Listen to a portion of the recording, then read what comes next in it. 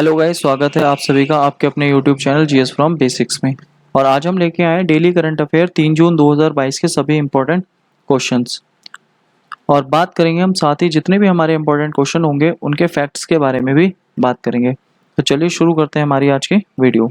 तो आज का हमारा पहला क्वेश्चन है, प्रतिवर्ष विश्व दुग्ध दिवस कब मनाया जाता है? तो इसका सही आंसर है हमारा ऑप्शन ए, 1 जून को। और 1 जून को ये कब से मनाया जा रहा है विश्व दुग्ध दिवस? ये मनाया जा रहा है हमारा ये सन 2001 से। तो यहाँ पर अगर बात आती है कब से शुरू हुआ है, तो ये शुरू हुआ है हमारा सन 2001 से। तो इस और अब ये तो बात आती है हमारी विश्व की। अगर हम बात करें भारत में, तो भारत में मनाया जाता है राष्ट्रीय दुग्ध दिवस। और कब मनाया जाता है? तो ये मनाया जाता है 26 नवंबर को। और 26 नवंबर को क्यों मनाया जाता है? क्योंकि इस दिन जन्मदिन होता है किसका? डॉक्टर वर्गीज कुरियन का। तो डॉक्टर वर्गीज कुरियन का जन्मदिन होता है। और डॉक्टर वर्गीज कुरियन भारत में ऑपरेशन फ्लड और श्वेत क्रांति के जनक थे। इस वजह से इनके जन्मदिन के दिवस के ऊपर हमारा राष्ट्रीय दुग्ध दिवस मनाया जाता है। और अगर बात आती है प्रतिवर्ष विश्व दुग्ध दिवस, तो ये 2001 से मनाया जा रहा है और 1 जून को मनाया जाता है। तो ये हमें ध्यान रखना है। नेक्स्ट हमारा अगला क्वेश्चन, हाल ही में किस सार्वजनिक उपक्रम ने जैव विविधता नीति 2022 जारी की है? तो इसका हमारा सही आंसर है ऑप्शन डी, राष्ट्रीय ताप विद्युत निगम लिमिटेड, यानी कि इसको कहते हैं हम एनटीपीसी। तो एनटीपीसी ने जैव विविधता नीति 2022 जारी की है। अब एनटीपीसी ने पहली जो नीति जारी करी थी वो करी थी 2018 में, और अब ये जारी करी है तो ये हमारी 2022 में दूसरी नीति जारी की है। तो ये जैव विविधता के लिए है। और अगर बात आती है भारत में कुल कितनी महारत्न कंपनियां हैं, क्योंकि एनटीपीसी एक महारत्न कंपनी है, तो कुल महारत्न की अगर बात करी जाए तो भारत में कुल महारत्न 11 कंपनियां हैं, जिसमें नवीनतम जो हमारी महारत्न कंपनी है वो है पावर फाइनेंस।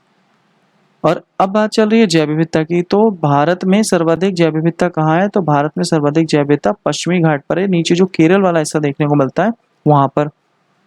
और अगर विश्व में बात आ जाए सर्वाधिक जैव विविधता कहाँ है, तो विश्व में सर्वाधिक है ब्राजील में। तो हमें ब्राजील याद रखना है।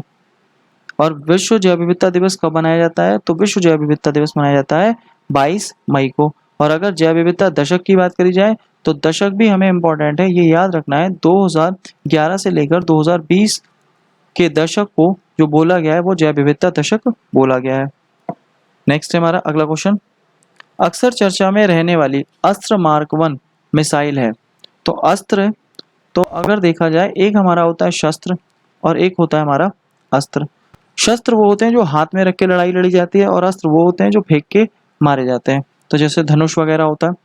तो अस्त्र मिसाइल है, तो अस्त्र मतलब फेंक के मार रहे हैं, और फेंक के मारी जाएगी तो कहाँ से? हवा में। तो यानी ऑप्शन बी हमारा सही आंसर है। अस्त्र मार्क 1 क्या है? हवा से हवा में मार करने वाली मिसाइल। और ये जो मिसाइल है ये हमारी 110 किलोमीटर इसकी रेंज है, छोटी दूरी की मिसाइल है। और इसे जो बना रहा है रक्षा मंत्रालय और भारत डायनेमिक मिलकर बना रहा है, क्योंकि भारत डायनेमिक है हैदराबाद का। तो इम्पोर्टेंट है। और अगर बात आ जाती है अस्त्र मार्क 2, ये तो 1 की बात है। और अगर अस्त्र मार्क 2 की बात आती है तो उसकी रेंज है हमारी 150 किलोमीटर। और अभी एक हमने हाल ही में मिसाइल देखी थी जिरकॉन। जिरकॉन कैसी मिसाइल है? ये हमारी हाइपरसोनिक मिसाइल है। और भारत के पास में अगर कोई सुपरसोनिक मिसाइल है तो वो कौन सी है? भारत के पास में है ब्रह्मोस। तो ये सुपरसोनिक मिसाइल है। और अगर बात आती है पिनाका क्या है, तो पिनाका एक रॉकेट लॉन्चिंग सिस्टम है। और अभी हाल ही में बात आती है हेलिना। तो नाग जो मिसाइल है, यानी जो एंटी टैंक मिसाइल नाग है, उसका हेलीकॉप्टर वर्जन जो है वो है हेलिना। तो ये भी हमें ध्यान रखना है। नेक्स्ट है हमारा अगला क्वेश्चन, हाल ही में शिक्षा मंत्रियों का राष्ट्रीय सम्मेलन कहाँ आयोजित किया जा रहा है? तो जितने भी शिक्षा मंत्री हैं उन सभी को बुलाया जा रहा है। अब इन सभी को कहाँ बुलाया जा रहा है? तो इन सभी को बुलाया जा रहा है गांधीनगर। तो यानी ऑप्शन बी हमारा सही आंसर है। गांधीनगर में जितने भी शिक्षा मंत्री हैं उन सभी को बुलाया। अब क्यों बुलाया है? इन्हें बुलाया जा रहा है नई शिक्षा नीति पर विचार विमर्श करने के लिए। जो नई राष्ट्रीय शिक्षा नीति आ रही है, तो जो राष्ट्रीय शिक्षा नीति हमारी 2020 में, तो इस शिक्षा नीति को लागू करना है, तो इस पर विचार विमर्श करने के लिए गांधीनगर में सभी शिक्षा मंत्रियों को बुलाया गया है। और जो नई राष्ट्रीय शिक्षा नीति है ये कौन सी समिति के आधार पर बनी है? तो ये बनी है कस्तूरी रंगन समिति के आधार पर। ये बात भी हमें ध्यान रखनी है। और जो हमारी इससे पहले शिक्षा नीति आई थी वो आई थी 1986 में। और अब जो आई है वो हमारी कब आई है, 2020 में। तो लगभग अगर देखा जाए तो 34 साल बाद हमारी शिक्षा नीति दोबारा से आई है। और वर्तमान में शिक्षा मंत्री कौन है हमारे, तो वर्तमान में शिक्षा मंत्री हमारे धर्मेंद्र प्रधान। और अगर बात करें हम शिक्षा की कौन सी सूची का विषय है, तो शिक्षा हमारा समवर्ती सूची का विषय है। नेक्स्ट है हमारा अगला क्वेश्चन, हाल ही में नाबार्ड ने कहां पर माई पैड माई राइट्स कार्यक्रम की शुरुआत की है।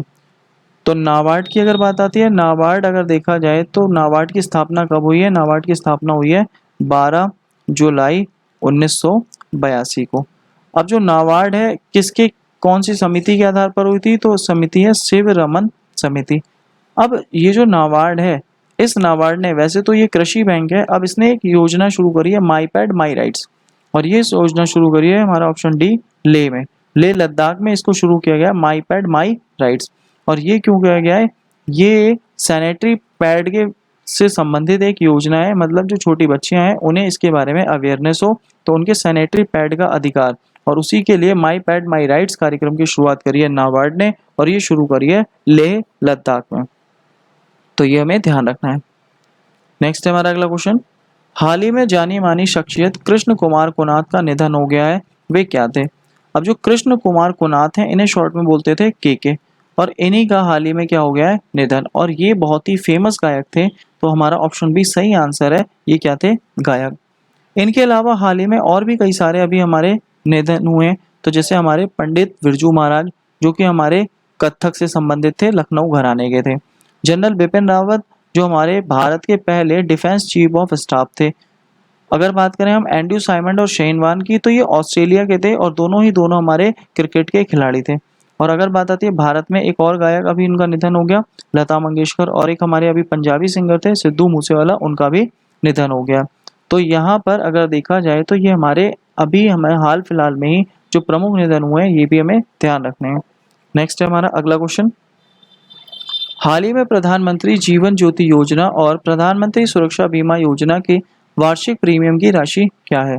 तो बात आती है यहाँ पर प्रधानमंत्री जीवन ज्योति बीमा योजना और प्रधानमंत्री सुरक्षा बीमा योजना।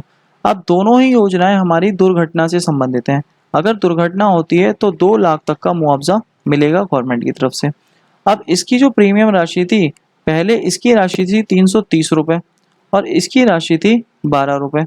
अब यानी कि अब इसे बढ़ा दिया गया है। अब बढ़ा दिया गया है तो कितना कर दिया गया है, तो 330 की जगह 436 कर दिया गया है और 12 की जगह 20 कर दिया गया है। तो हमारा ऑप्शन डी सही आंसर है। तो 330 की जगह हुई है 36 रुपये और 12 की जगह हो गया 20 रुपये। तो ये हमें ध्यान रखना है, इसकी प्रीमियम राशि को बढ़ा दिया गया है, तो वर्तमान में इसकी प्रीमियम राशि चेंज हो गई है, तो ये बात हमें ध्यान रखनी है। नेक्स्ट है हमारा अगला क्वेश्चन, संयुक्त हाल ही में किस देश ने संयुक्त अरब अमीरात के साथ एक मुक्त व्यापार समझौते पर हस्ताक्षर किए हैं, जो अरब देश के साथ अपना पहला बड़ा व्यापार समझौता है। तो अगर बात आती है यूएई, और यूएई के साथ समझौता हुआ है मुक्त व्यापार समझौता। अब यूएई ने पहली बार ये समझौता अगर किसी से किया था फर्स्ट टाइम, तो वो किया था भारत से। तो मुक्त व्यापार समझौता है मतलब फ्री ट्रेडिंग है, तो फ्री ट्रेडिंग है हमारा एग्रीमेंट, फ्री ट्रेडिंग एग्रीमेंट। पहले तो किया था भारत के साथ। अब मतलब मुक्त व्यापार से मतलब ये है कि यहाँ पर जो हमारे टैक्सेस होंगे यानी जो सीमा शुल्क होंगे उन्हें बिल्कुल जीरो की तरफ ले जाया जाए, मतलब कम से कम यानी कि ना के बराबर रखे जाएं। अब ये पहली बार तो इसने समझौता किया था भारत के साथ, अब दोबारा ये समझौता हुआ है किस किस के साथ में, यूएई और दूसरे हमारा हुआ है इजराइल के साथ।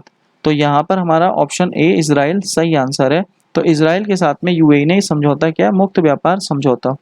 और अगर हम देखें यूएई और इजराइल के बीच में एक और समझौता हुआ था जो हमारा अमेरिका ने करवाया था, और उस समझौते का नाम क्या था, उसका नाम था अब्राहम अकॉर्ड। तो अब्राहम अकॉर्ड जो समझौता था वो यूएई और इजराइल के मध्य, और जो किसने करवाया था, अमेरिका ने करवाया था। तो ये बात भी हमें ध्यान रखनी है। और अगर बात आती है यूएई की, तो यूएई का एक होप मिशन जो कि मंगल के लिए था। और अगर बात आती है यूएई की जो सरकार है वो विश्व की पहली पेपरलेस सरकार है, और यूएई एक वीज़ा भी देता है जिसे कहते हैं गोल्डन वीज़ा, जो कि हमारा 10 सालों के लिए वैलिड होता है। और अगर हम बात करें इजराइल की, तो इजराइल की संसद को बोला जाता है नेसेट, और यहाँ के अभी नए प्रधानमंत्री बने नेफ्टाली। तो दोनों बातें यहाँ भी याद रखनी है। नेक्स्ट है हमारा अगला क्वेश्चन, 1 जून 2022 को पुरुष हॉकी एशिया कप 2022 का खिताब किसने जीता है? तो अभी हमारी पुरुष हॉकी एशिया कप 2022 हुआ है, ये हमारा कहाँ पर हुआ है? ये हुआ है हमारा जकार्ता। और जकार्ता हमारा कहाँ पर है? इंडोनेशिया।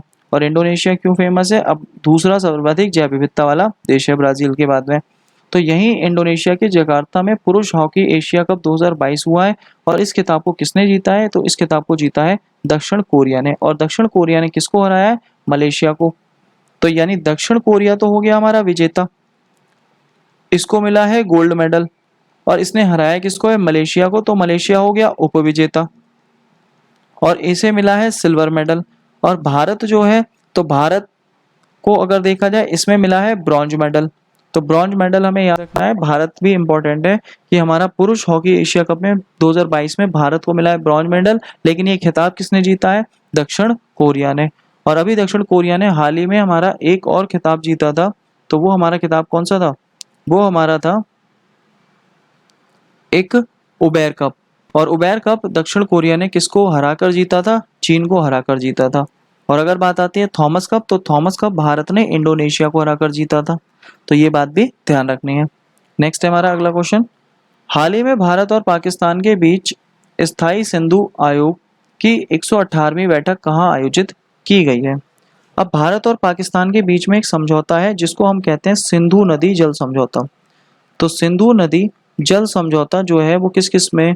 वो इंडिया और पाकिस्तान के बीच में। और ये समझौता करवाया किसने? वर्ल्ड बैंक ने करवाया। कब करवाया? 1960 में करवाया। ये क्या कहता है कि सिंधु और सिंधु की सहायक नदियों का लगभग 80% जल का प्रयोग कौन करेगा? वो पाकिस्तान। और बाकी 20% कौन करेगा? भारत। अब इस समझौते को अगर देखा जाए तो यहाँ पर ये जो समझौता हुआ, इसी की हमारी जो स्थायी सिंधु आयोग है एक आयोग बना। और इस आयोग की 118वीं बैठक हुई है। और ये कहाँ हुई है?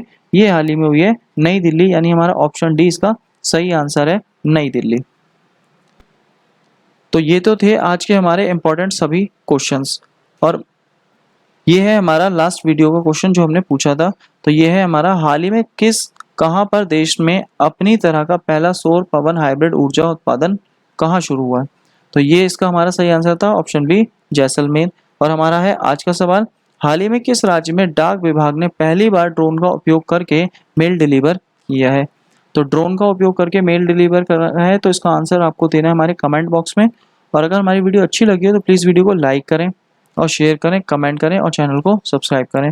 और आज की वीडियो की हमारी पीडीएफ फाइल आपको टेलीग्राम ग्रुप, व्हाट्सएप ग्रुप और साथ ही हमारे डिस्क्रिप्शन बॉक्स में भी लिंक दिया हुआ है, आप वहाँ से भी डाउनलोड कर सकते हैं। और वीडियो अच्छी लगी हो तो प्लीज़ वीडियो को लाइक करें, शेयर करें, कमेंट करें और चैनल को सब्सक्राइब करें।